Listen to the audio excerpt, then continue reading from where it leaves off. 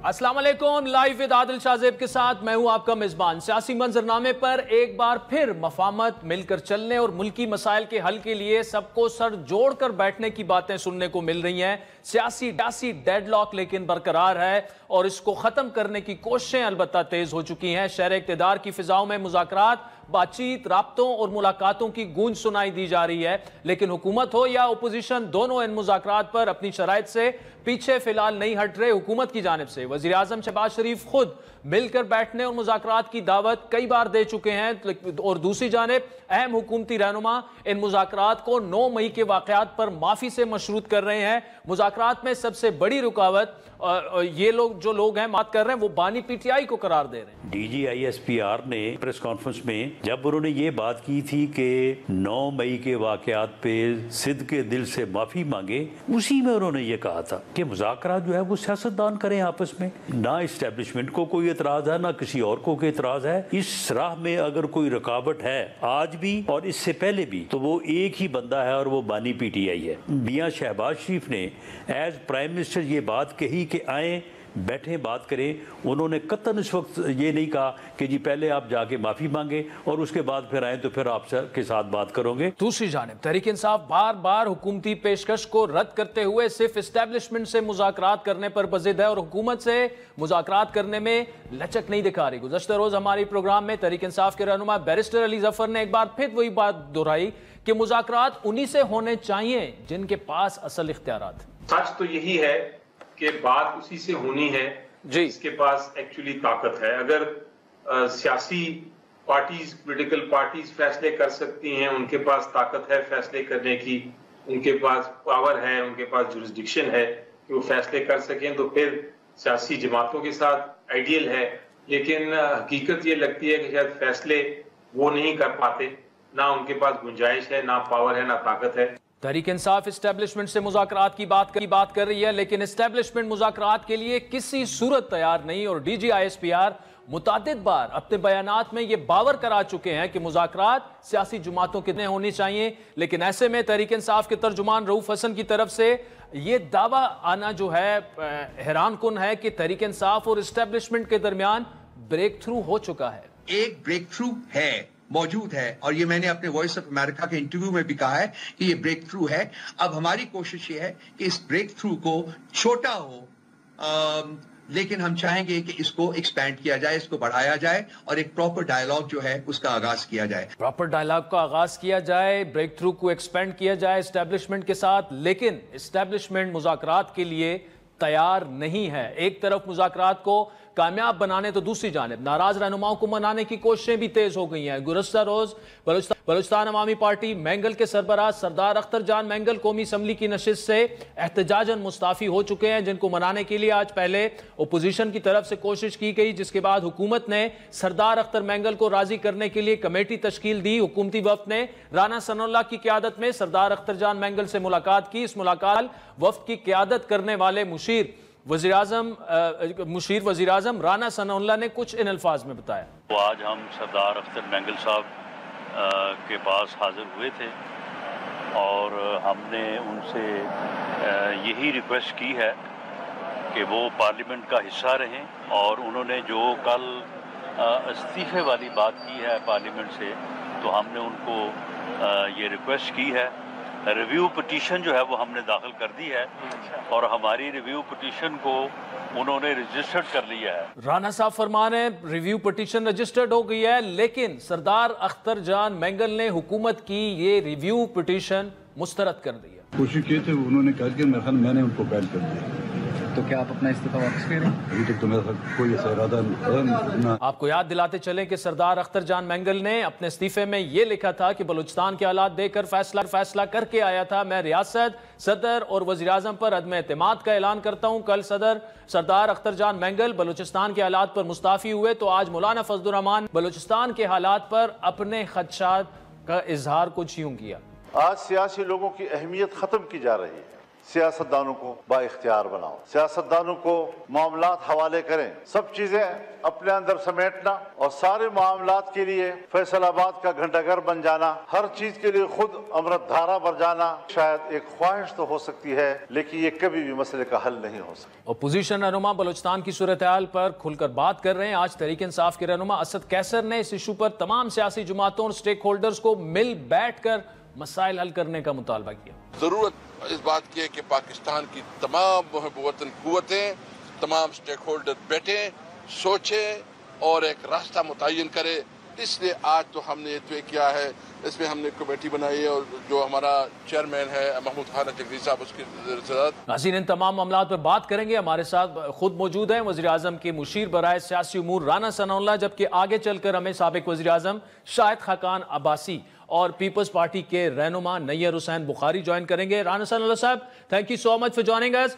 आप गए अख्तर मैंगल साहब के पास, अपने पिटीशन अपनी उनके सामने रख दी, इस्तीफा वापस लेने की अर्जी आपने रख दी। एक तो उनसे बात क्या हुई, लेकिन मैंगल साहब ने तो वो पिटीशन मुस्तरद कर दिया है। उन्होंने ये ऐलान भी कर दिया है कि वो इस्तीफा वापस नहीं लेंगे। देखें, खैर कल इस्तीफ़ा दे के तो आज ही उनके लिए ये बड़ा मुश्किल है कि वो आज कहें कि जी मैं इसे वापस ले रहा हूँ। जी, ये ग्रेजुअली और बाय द टाइम ही जो है ये ऐसी चीज़ें जो हैं वो फिर मैनेज होती हैं। हमने उनके जो गिले शिकवे, जो उनकी बलूचिस्तान के हवाले से उनकी, आप उनको महरूमियाँ कह लें, उनकी जो है वो मुतालबात कह लें, बहरहाल बलूचिस्तान के हालात के ऊपर पूरी कौम परेशान है और इस वक्त जो वहाँ पे सूरत हाल है, जो वाक़यात हुए हैं, वो किसी के लिए भी जो है वो कोई इत्मीनान का बायस नहीं है। तो बहरहाल वो उन्होंने जो है वो बात सारी की है, हमने सुनी है और हम मुत्फिक हैं उनके साथ कि बलूचिस्तान के मामलात को जो है वो बहुत टॉप प्रायोरिटी के ऊपर गवर्नमेंट को भी और दीगर जो मुतल्लका अदारे हैं सबको जो है वो बड़ा सीरियसली लेना चाहिए और वहाँ के एक आम आदमी की जो मिजरीज़ हैं उनके ऊपर जो है वो फोकस होना चाहिए और जो दहशत गर्द हैं उनको और जो वहाँ की मेजॉरिटी 99.9% जो आबादी है जो कि मुहिब वतन है, जो आइन और कानून के ऊपर जो है वो यकीन रखती है, तो उनको जो है वो अलहदा जो है वो ट्रीट होना चाहिए। तो बहरहाल हमने उनके गिले शिकवे सुने हैं और उन्हें यकीन दहानी करवाई है कि उनकी पार्लियामेंट में मौजूदगी जो है न सिर्फ बलूचिस्तान के हकूक़ के लिए, बलूचिस्तान के लोगों की एक तवाना आवाज़ के तौर पे और सियासी तौर पे हमारे लिए भी जो है वो इसकी बड़ी अहमियत है और आपको यहाँ पे मौजूद रहना चाहिए। लेकिन साहब, उनका गिला ये है कि बलूचिस्तान की महरूमियाँ, जेन्युइन ग्रीवेंसेस वो सुने नहीं जाते, पार्लियामेंट उन्हें तवज्जो नहीं दे रही और इसकी वजह से वो पार्लियामेंट में मजीद नहीं रहना चाहते। इसी तरह मौलाना साहब ने आज कहा कि बलूचिस्तान और KP में हुकूमत की अमलदारी और रिट ख़त्म हो चुकी है। ये सारी परेशान कुन चीज़ें होनी चाहिए हुकूमत के लिए। अब अगर मौलाना साहब जैसे सीनियर रहनुमा भी ये बात कर रहे हैं ना सर। देखिए, मौलाना साहब ने जो बात की है मैं उसको कंट्राडिक्ट नहीं करता, लेकिन देखें वहाँ के जो जोग्राफियाई और यहाँ पे जो हालात यानी जिस किस्म का वहाँ यानी सूरत हाल है कि आबादी एक तो कम है, दूर दराज है, पहाड़ी सिलसिला है, वहाँ पे छुपना बहुत आसान है जी। किसी को चेज़ करना या ढूंढ निकालना वहाँ पे मुश्किल ही नहीं, नामुमकिन है।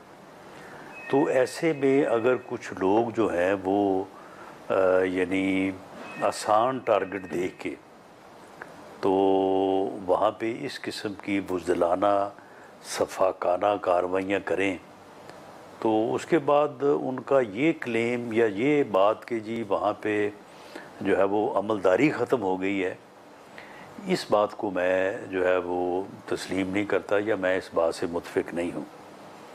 बलूचिस्तान के किसी एरिया में किसी दहशतगर्द तंजीम की जो है वो अमलदारी नहीं है। किसी एक यानी छोटे से छोटे जगह पे ऊपर वो अपने काबिज होने का दावा नहीं कर सकते। ठीक। लेकिन ये है कि आप देखें कि एक सड़क के ऊपर 10 आदमी आगे खड़े हो जाएं बंदूकें लेके और एक आती बस को रोक के उसमें से निहत्थे मासूम बेगुनाह लोगों को बाहर निकाल के उनमें से 8-10 को जो है वो शनाख्त करके कत्ल कर दें, शहीद कर दें। तो ऐसी कार्रवाइयों से जो है वो आप ये तो नहीं कह सकते कि ये उनकी अमलदारी कायम हो गई। अमलदारी तो उनकी कोई नहीं है, अमलदारी तो गवर्नमेंट की है। लेकिन ये बुज़दिलाना और ये जो आसान टारगेट दे के इस किस्म की हरकतें जो हैं, बहरहाल हमारी फोर्सेस जो है वो पूरी तनदही से, पूरी कमिटमेंट से जो है वो लोगों का पीछा कर रही हैं और इंशाअल्लाह ताला हम इन लोगों को ढूंढ निकालेंगे और इन लोगों का कला को। अच्छा रान साहब, मुज़ाकरात की बात करें, पीटीआई से कंट्रोवर्सी ने जन्म लिया। 24-48 घंटों में कुछ हमें लगा कि विंडो ओपन हो जाएगी। नवाज शरीफ साहब से जब ये मंसूब किया गया कि पीएमएलएन सोशल मीडिया पे ये आया कि उन्हें तमाम सियासी जमातों से इंक्लूडिंग तहरीक इंसाफ से वो मुज़ाकरात की बात कर रहे हैं। आपने भी फिर यही बात की, अचकज़ई साहब ने भी उसकी तस्दीक की कि उनसे राब्ता हुआ है आप लोगों की जानिब से। लेकिन आप ही की पार्टी के सीनियर रहनुमाओं ने फिर बाद में ये कहा कि नवाज शरीफ साहब ने ऐसी कोई बात नहीं की और मुज़ाकरात तभी करने हैं जब तक 9 मई पर जब माफ़ी मांग ली जाएगी। तो क्या सूरत हाल है इस मामले पर, और नवाज शरीफ साहब ने क्या सियासी मुज़ाकरात जो है बशमूल पीटीआई की बात की थी और वो भी बगैर किसी शर्त के, माफ़ी के अलावा, माफ़ी भी नहीं? देखें, मियाँ नवाज शरीफ ने 21 अक्टूबर को जब वो तकरीबन कोई 3-4 साल बाद अपने मुल्क वापस आए हैं जी, तो उन्होंने बड़ा दो टोक जो है वो मैसेज पूरी कौम को दिया था और उन्होंने बड़ा वाज़े तौर पे कहा था कि मेरा 40 साल सियासी ज़िंदगी का निचोड़ ये है, मेरा एक्सपीरियंस ये है कि मुल्क इस वक्त जिस सूरत हाल में है, इसको अगर यहाँ से निकालना है तो सबको सर जोड़ के बैठना पड़ेगा। ठीक। तो जब एक आदमी सबको कहता है तो उसमें से फिर किसी एक को माइनस तो नहीं कर सकते आप। दूसरी बात यह है कि जब भी कभी पार्टी में भी बात हुई है तो उन्होंने बिल्कुल अपनी इस बात को दोहराया है और 21 अक्टूबर को मीनार पाकिस्तान के एक बहुत बड़े जलसे से खिताब करते हुए उन्होंने बड़ी सोच समझ के ये बात की थी। और उसके बाद वज़ीर आज़म, ये 2 हफ्ते कबल ये बात है, वो तशरीफ़ लाए, अजलास हो रहा था, वो सीधे अपोजिशन के बेंचेस पे गए, सबके साथ हाथ मिलाया, सबका हाल अहवाल पूछा और उसके बाद अपनी सीट पे आके उन्होंने बड़ी कैटेगोरिकल उन्होंने कहा कि बिल्कुल मुल्क को जो भी मसाइल दरपेश हैं, कोई जेल का है, कोई बाहर का है, कोई अंदर का है, कोई पॉलिटिकल है, कोई इकॉनमी का है, उन्होंने कहा आए बैठे। यानी पूरी लीडरशिप जो है वो सुन्नी इत्तेहाद कौंसिल या पीटीआई की बैठी थी वहाँ पे। सारे सीनियर लोग थे, गौहर खान साहब थे, असद कैसर साहब थे, उमर अयूब साहब अपोजिशन लीडर थे, बाकी उनके कोई मेरा ख्याल है कोई 40-50 लोग बैठे थे। तो उसमें उन्होंने ये बात मैंने तो नहीं सुनी, मैं तो बैठा था कि जी पहले आप माफ़ी मांगे तो फिर हम आपसे जो है वो बात करेंगे। ना उन्होंने कोई और शर्त लगाई कि फ़लाँ चीज़ पे बात करेंगे, फ़लाँ पे नहीं करेंगे।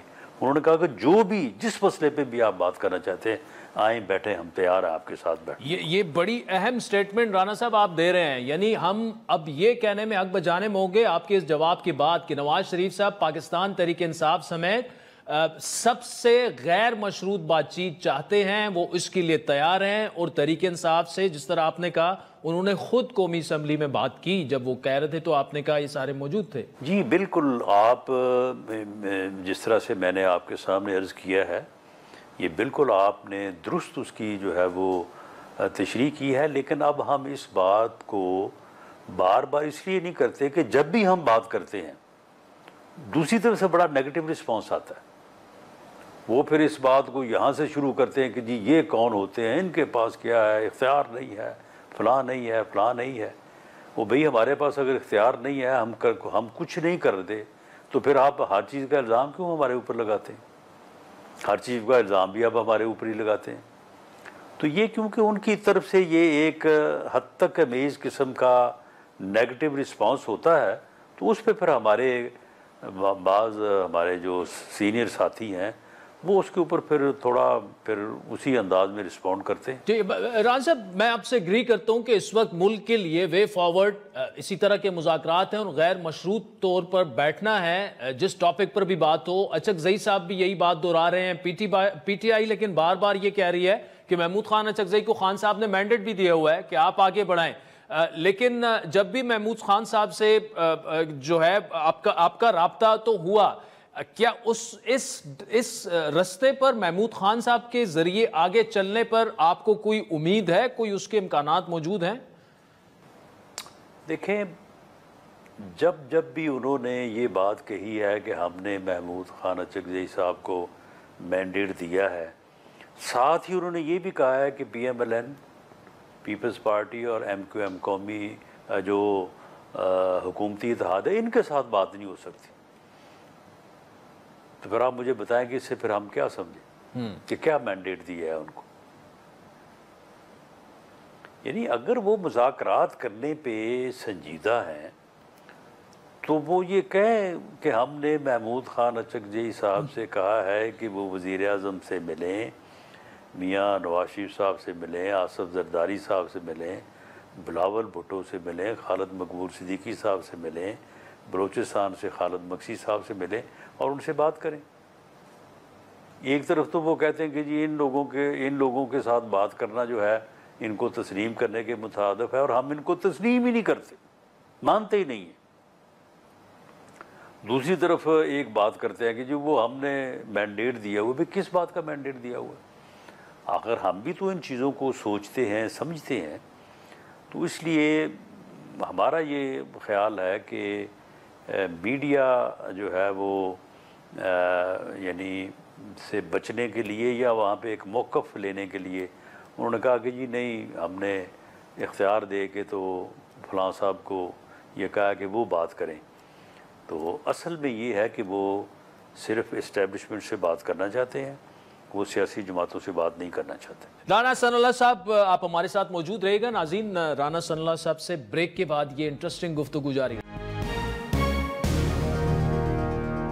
वेलकम बैक नाज़रीन। वज़ीर आज़म शहबाज शरीफ के मुशीर जनाब राना सनाउल्लाह साहब हमारे साथ मौजूद हैं। अच्छा राना साहब, कल रऊफ़ हसन साहब ने एक बात की कि 22 अगस्त का जलसा उन्होंने इस्टेब्लिशमेंट की दरख्वास्त पर कैंसिल किया और 8 सितंबर की NOC भी इस्टेब्लिशमेंट की जानिब से जारी की गई है, और उनका दावा ये है कि ये उनका ब्रेक थ्रू हो चुका है और अब ये ब्रेक थ्रू वो बढ़ाना चाहते हैं और मुज़ाकरात भी करेंगे। जी, बड़ी अच्छी बात है। अगर उनका इस्टेब्लिशमेंट से ब्रेक थ्रू हो गया है तो हमें इसमें जो है वो क्या नाराज़गी है, या हमें इसमें किस बात की फ़िक्र है? अगर ये ब्रेक थ्रू हो गया है और 9 मई का जो वाक़या हुआ है उसके ऊपर इनकी कोई माफ़ी तलाफ़ी हो गई है तो हमें तो खुशी होगी। हमने तो नहीं इनको कहा था कि 9 मई करें। जो बानी PTI ने 25 मई 2022 से लेके ऑनवर्ड किया, उसमें से कोई काम भी ऐसा नहीं है कि जिसके ऊपर हमने कभी इनको आमादा किया हो या इनको कहा हो कि आप ये करें। ये लॉन्ग मार्च करते रहे, शॉर्ट मार्च करते रहे, दिफाई अदारे की जो है वो क़यादत की तकर्री के मौके के ऊपर जो इन्होंने किया, उसके बाद असम्बलियाँ तोड़ी, हुकूमतें तोड़ी।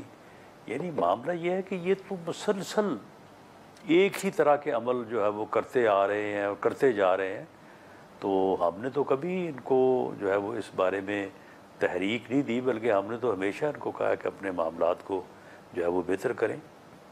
अगर इनकी हो गई है इस्टेब्लिशमेंट से तो फिर 8 तारीख को फिर इन्हें चाहिए कि 8 तारीख की अगर कोई मामला होता है तो उसकी फिर जिम्मेदारी हमारे ऊपर ना डालें। राना साहब, 8 तारीख को क्या कोई खदशात हैं? अगर इनका NOC कैंसिल होता है या जलसे की इजाज़त नहीं होती तो फिर उसके बाद फिर ये गालियाँ हमें देते हैं, कहते हैं जी देखें जी ये हुकूमत ने कर दिया है। अब कह रहे हैं कि जी हमारा ब्रेक थ्रू हो गया है। तो ये किसी एक बात पे खड़े रहे ना, राना साहब, कानूनी मामलात पर आपकी अक्सर गहरी नज़र रहती है। पीटीआई ने एक दरख्वास्त दायर की है इस्लामाबाद हाई कोर्ट ने कि इमरान खान को मिलिट्री कोर्ट में उन्हें खदशा है ले जाया जाएगा और मामलात वहाँ पर उन्हें हैंड ओवर नहीं करना चाहिए, फ़ौजी तहवील में नहीं लेना चाहिए, उनको ये खदशा है। क्या हुकूमत की जानिब से ऐसा कोई मूव है, कोई इरादा है? उन्हें वैसे तो खदशा नहीं हुआ होगा ना? नहीं, हुकूमत का तो इरादा नहीं है, लेकिन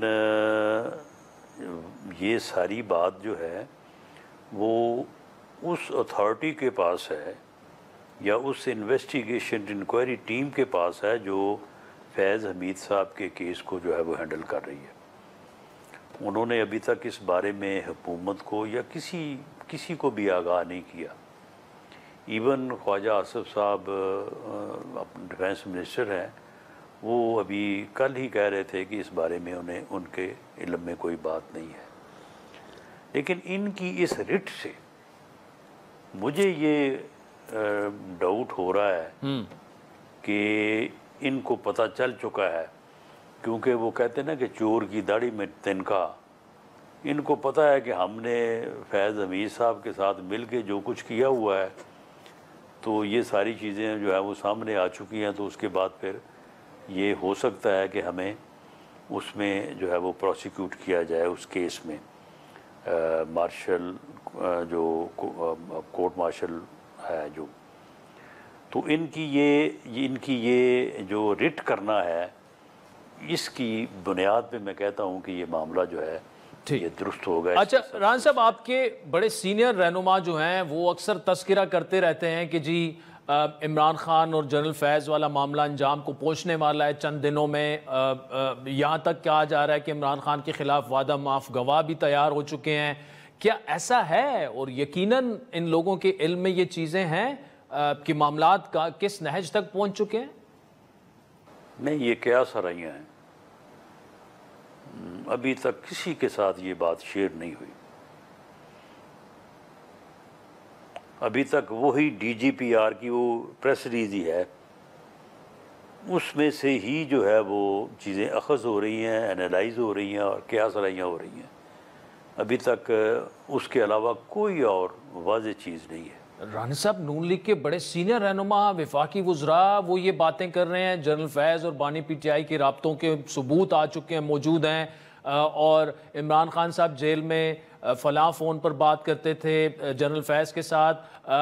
ऐसे बयानात आपके साथियों की जानिब से आ रहे हैं। अगर क्या सराइयाँ हैं तो फिर इज्तनाब करना चाहिए उनको। जी बिल्कुल इज्तनाब करना चाहिए, लेकिन ये सीना गदर जो है वो चलते रहते हैं। राना साहब, सुनने में ये भी आ रहा है कि नवाज शरीफ साहब अनकरीब लंदन जा रहे हैं।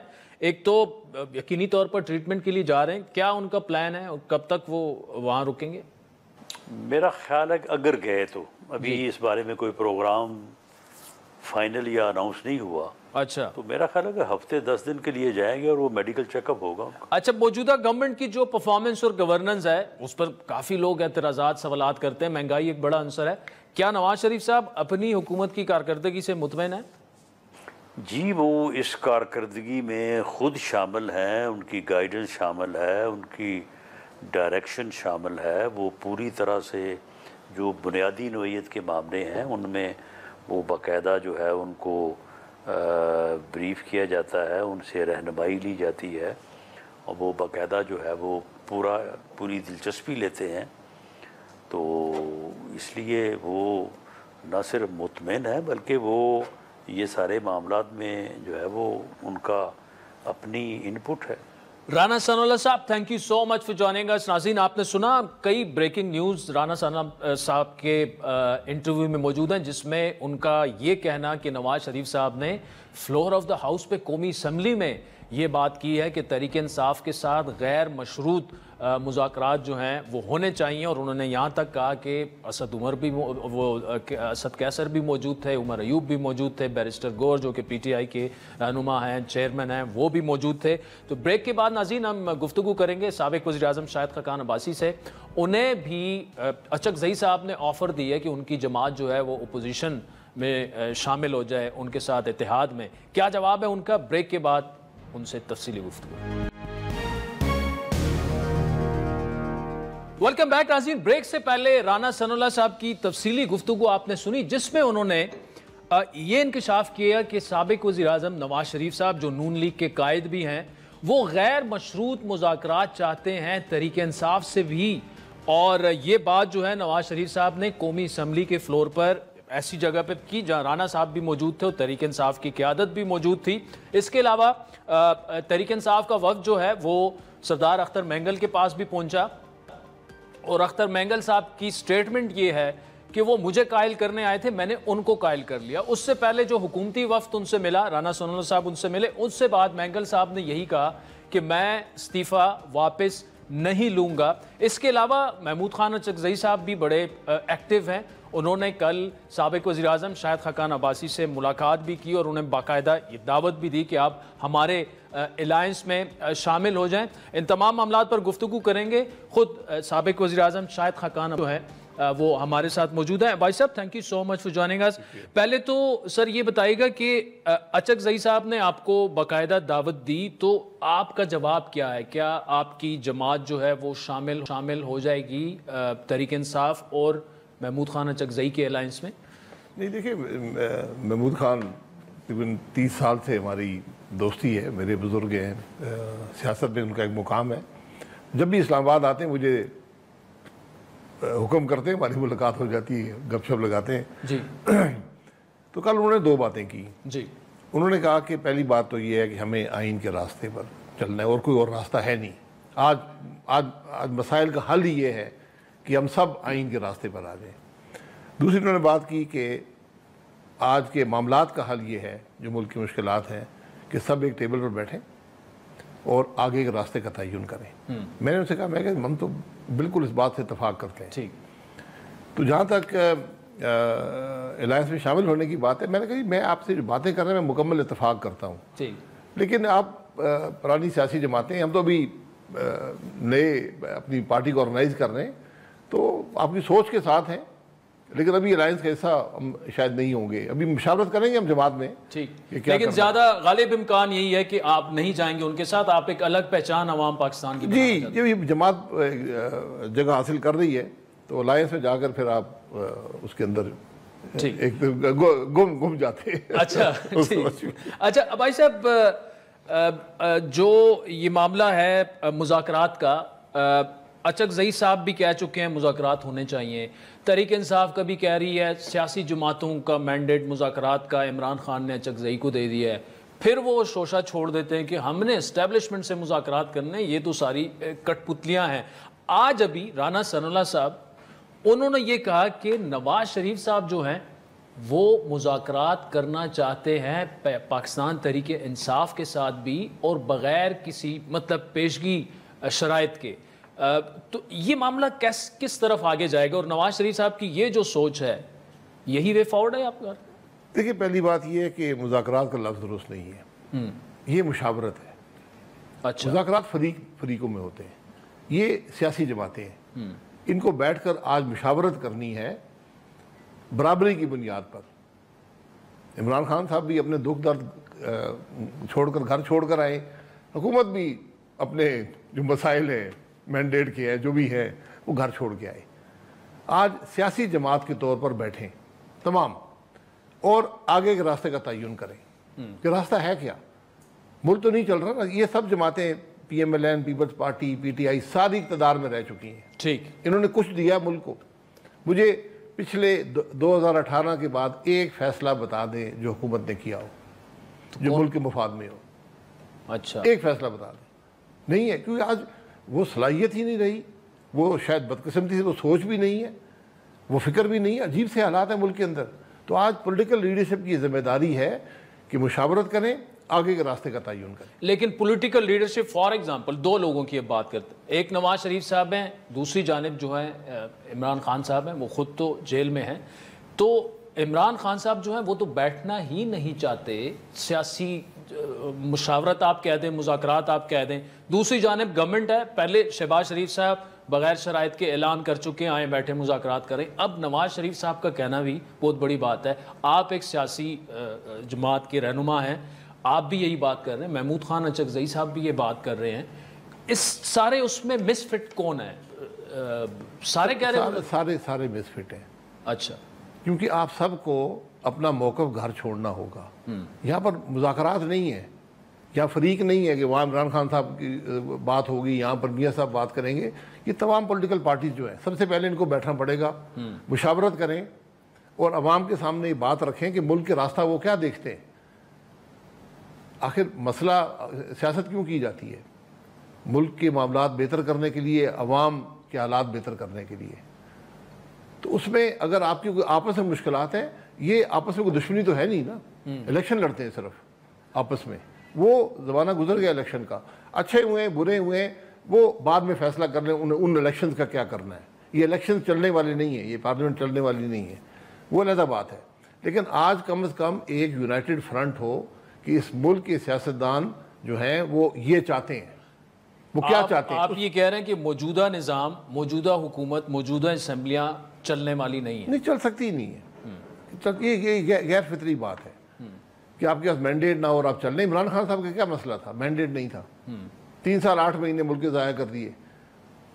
ये आए हुकूमत में 16 महीने कुछ कर सकते थे, उस वक्त एक किस्म का मैंडेट मौजूद था उनके पास, लेकिन नहीं किया। उसके बाद अब 5-6 महीने हो गए, कुछ नहीं हो रहा। तो आप ये कह रहे हैं शहबाज शरीफ साहब के पास मैंडेट नहीं है चलाने? सर मैं नहीं कह रहा, सारा पाकिस्तान कह रहा है। मैं और आप तो अख्तर मैंगल साहब जो बात कर रहे हैं जी, अख्तर मैंगल वो साहब भी ये बात कर रहे हैं। वो कह रहे हैं कोई फायदा नहीं है इस असेंबली में बैठने का। अब क्या किया जाए? देखिए भाई साहब, बात ये है, सरदार अख्तर जान मैंगल एक लेगेसी है, उनके वालिद साहब, फिर वो शुरू से ये बात करते हैं यार बलूचिस्तान की जेन्युइन ग्रीवेंसेस हैं, यहाँ पर अगर उन पर बात नहीं हो रही, अगर वहाँ पर उनको सुना नहीं जा रहा। अब अगर वो पार्लिमानी सियासत छोड़ देते हैं तो ये बहुत बड़ा नुकसान है पाकिस्तान के लिए भी और हमारी सियासत के लिए भी। क्या किया जाए? क्या आपके ख्याल में उन्हें इस्तीफ़ा वापस ले लेना चाहिए, पार्लिमानी जदोजहद जारी रखनी चाहिए, या उनका फैसला दुरुस्त है? देखिए, वो इस्तीफ़ा वापस नहीं ले सकते और ये हमें सोचना चाहिए कि इस्तीफ़ा वापस क्यों नहीं ले सकते। बात ये है, बात बनाने की नहीं, वो नाराज़ नहीं है आपसे। उनका मसला क्या है? मैं उनका बहुत एहतराम करता हूँ, उनका एक मुकाम है, उन्होंने जद्दोजहद हमेशा की है जमहूरियत के लिए और मुल्क के लिए। आज जो बलोच नौजवान है, जो उनका वोटर है, जो उनके हलके का है, उनसे सवाल करता है, उसका उनके पास जवाब नहीं होता। वो अपने हकूक़ की बात करते हैं, वो मैंडेट की बात करते हैं, वो लापता अफराद की बात करते हैं, वो जो कुछ बलूचिस्तान में हो रहा है उसकी बात करते हैं। तो उसका जवाब सरदार साहब के पास नहीं है। इसलिए, और जो आदमी सरदार भी हो, इलेक्शन भी लड़ता हो, उस पर दोहरी जिम्मेदारी आती है। तो उनके पास कोई रास्ता हमने नहीं छोड़ा। जब आप उनकी बात, उनके मेरी बात कोई नहीं सुनता, हमारे मसाइल को हल नहीं करता, तो ये जब बात यहाँ पर, उनके पास कोई रास्ता नहीं है। उनसे इस बात को समझे कि सर पर रास्ता होता है। सवाल ये कि अगर पार्लिमानी जदोजहद नहीं तो फिर क्या, मतलब फिर रास्ता तो कौन सी पार्लिमानी जदोजहद करेंगे जो खुद गैर नुमाइंदा है, जिसके पास खुद इख्तियारात नहीं है। आप देख लेना क्या हो रहा है आज मुल्क के अंदर। आज मुल्क के मसाइल क्या बने हुए हैं कि हमने रातों रात लेजिस्लेशन करनी है, हर रात एक नई लेजिस्लेशन आ जाती है उल्टी सीधी, ना उस पर डिबेट होती है, ना उसकी वजूहात बताई जाती हैं। अब मुल्क का मसला ये बना हुआ है कि आईनी तरमीम करनी है और जजेस को 2 साल और देने। क्या ये आज मुल्क का जजेस की तादाद बढ़ानी है? वो 2 सालों वाला मामला तो अभी तक आया नहीं है सामने। सर तादाद बढ़ानी है तो क्यों आज एकदम ख्याल आ गया? जजेस की अब तादाद बढ़ानी है, इस पर डिबेट होनी चाहिए मुल्क के अंदर। इसको 4-6 महीने दें इस बात को कि मुल्क के अंदर एक डिबेट हो। क्यों बढ़ा रहे हैं? मैं कहता हूँ 100 कर दे तादाद, कोई बात नहीं है, लेकिन वजूहात बयान करें ना। वो तो कह रहे केस पेंडिंग है ना सुप्रीम कोर्ट। केस पेंडिंग है, केस कल भी पेंडिंग थे, पिछले साल भी पेंडिंग थे, उससे पिछले साल भी पेंडिंग थे। नहीं चले, देर आए दुरुस्त है, नहीं देर आए तो वजूहात बयान करें ना, फिर गारंटी करें कि हम इतने दिन में केस खत्म कर दिया करेंगे। हम 100 जज ले लें, कोई बात नहीं है, हम खर्चा बर्दाश्त कर लेंगे जजों का। और जज सबसे ज्यादा तनख्वाह लेते हैं, बदनामी सियासतदानों की होती है, तनख्वाह जज ले रहे हैं। आखिर में भाई साहब, टाइम मेरे पास कम है, लेकिन इस पर आपका सवाल जवाब लेना जो है वो बहुत ज़्यादा इम्पॉर्टेंट है। हम IMF का जो बोर्ड इजलास है उस मीटिंग में एजेंडे पे नहीं है, एक्सटर्नल फाइनेंसिंग का मसला है, चाइनीज़ रोल ओवर का मसला है, UAE का है, सऊदीज़ का है, लेकिन गवर्नमेंट ये कह रही है सितंबर में हम एजेंडे पे आ जाएंगे और सब कुछ ऑल विल बी वेल। क्या परेशान होना चाहिए हमें इस मामले से? सर, हुकूमत को अपनी कोशिश करनी चाहिए, ये पब्लिक डिबेट का हिस्सा नहीं बनना चाहिए। मैं माजरत से कहता हूँ, ये मामला पब्लिक डिबेट का नहीं है, इससे मुल्क पे असर पड़ता है।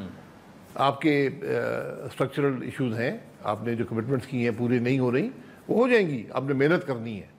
लेकिन उस मेहनत में अगर हम इसको यहाँ पब्लिक डिबेट बना देंगे, रोना धोना शुरू कर देंगे, तो फिर वहाँ पर भी मसाइल हल करने में मुश्किल आती है। मतलब आप ये समझते हैं कि ये जो एक्सटर्नल फाइनेंशियल वाला मसला है, ये ना पार्लियामेंट में हो ना मीडिया में उठना चाहिए और डस्ट सेटल हो जाने देना। ये एग्जेक्टिव मसला है, हुकूमत का मसला है, वो कर रहे होंगे मेहनत, यकीनन तो हो जाएगा। ये इश्यूज आते हैं, हमेशा आते हैं। ठीक, शाहिद खकाना भाई साहब, thank you so much for joining us. नाज़रीन, आपने सुना साबिक वज़ीर आज़म अवाम पाकिस्तान पार्टी के जो सीनियर रहनुमा हैं, कन्वीनर भी हैं। ब्रेक के बाद नाज़रीन नैयर हुसैन बुखारी साहब, पीपल्स पार्टी के सीनियर रहनुमा और साबिक चेयरमैन सेनेट, हमें ज्वाइन करेंगे। उनसे पूछेंगे कि ये जो लेजिस्लेशन हो रही है, पीपल्स पार्टी का अभी तक उस पर वर्जन आया नहीं है। हमने कमर जमान कायरा से पूछा, हमने नवीद कमर साहब से पूछा, और दोनों का जवाब ये था कि इसका जो कॉन्टेक्स्ट बन रहा है वो ये है कि शायद जजेस की तादाद चेंज की जा रही है या उनको इन्फ्लुएंस करने की कोशिश की जा रही है, और पीपल्स पार्टी के बगैर ये लेजिस्लेशन हो नहीं सकती। कहां खड़ी है इस वक्त पीपल्स पार्टी? ब्रेक के बाद नैयर हुसैन बुखारी से पूछें। वेलकम बैक नाज़रीन, पीपल्स पार्टी के सीनियर रहनुमा और साबिक चेयरमैन सेनेट नैयर हुसैन बुखारी साहब हमारे साथ मौजूद है। बुखारी साहब, बहुत शुक्रिया। ये आजकल में 24 से 48 घंटों में बड़ी तेज डेवलपमेंट्स हुई। PTI के साथ भी गैर मशरूत मुज़ाकरात होने चाहिए, फिर अख्तर जान मैंगल का इस्तीफ़ा, फिर उसके बाद हुकूमत का उनसे राब्ता, वो इस्तीफ़ा लेने से इनकार कर देते हैं।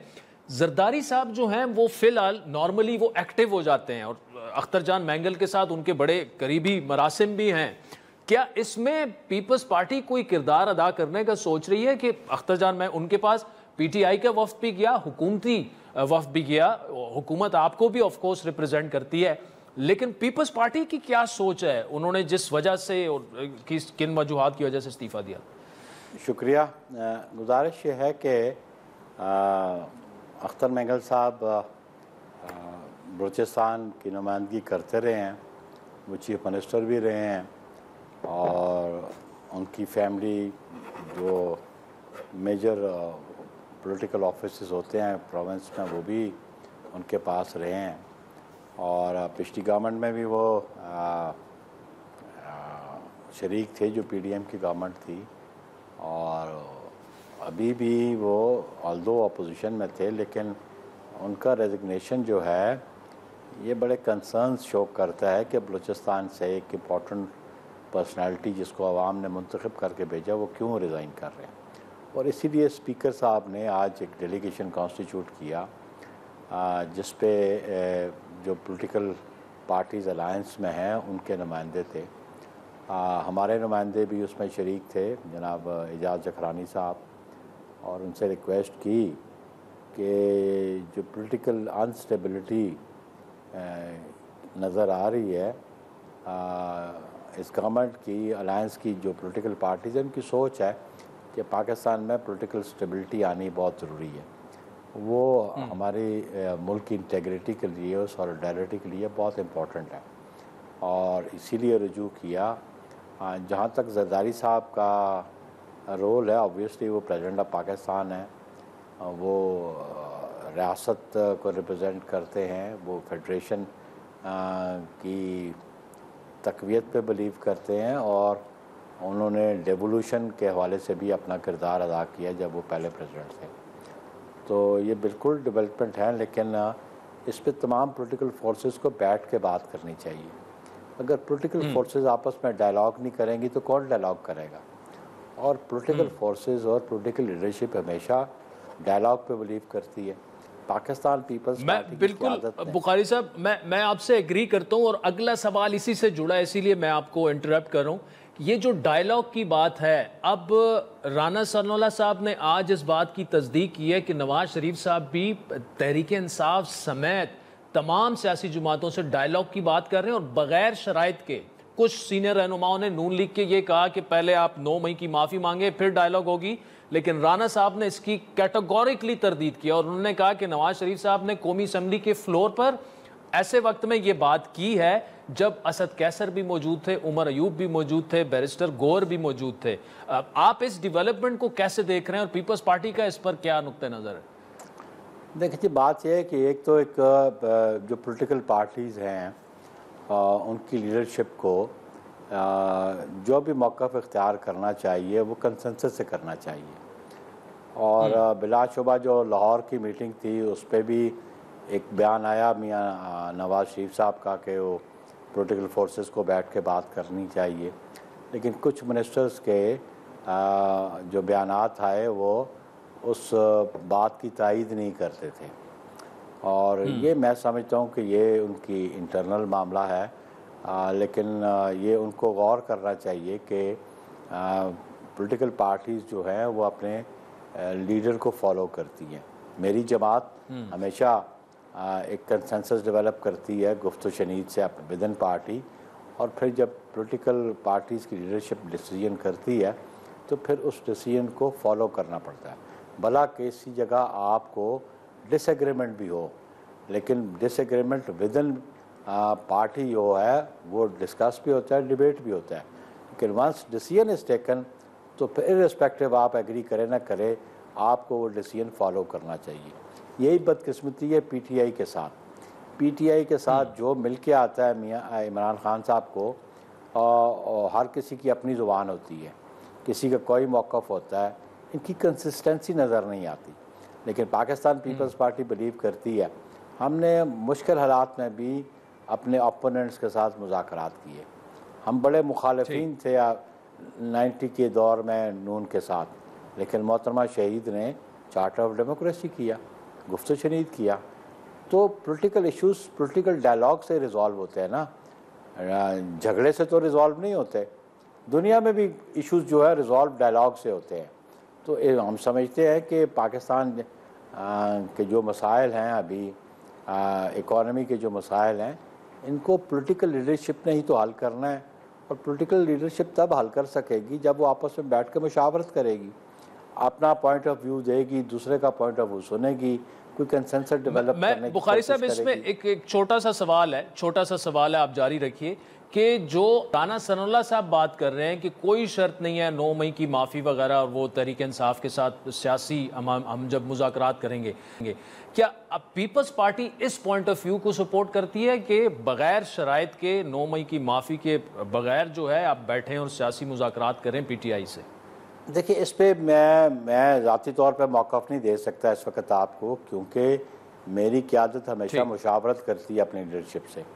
आज का जो उनका बयान है इस पर मेरी क़यादत फ़ैसला करेगी। और बहरहाल पीपल्स पार्टी डायलॉग पे हमेशा बिलीव करती रही है, और पीपल्स पार्टी ने पहले भी कहा, जो पीटीआई कहती थी कि डायलॉग के लिए प्री कंडीशंस जो हैं वो मुनासिब बात नहीं है। जैसे पीटीआई कहती है मुकदमात वापस करो, हमें रिहा करो, पे डायलॉग किस बात का? तो प्री कंडीशंस नहीं होती डायलॉग पे, और सेम एटीट्यूड यही होता है कि मुशावरत की जाए, और अगर प्री कंडीशंस लगाएंगे तो फिर डायलॉग हो नहीं सकता।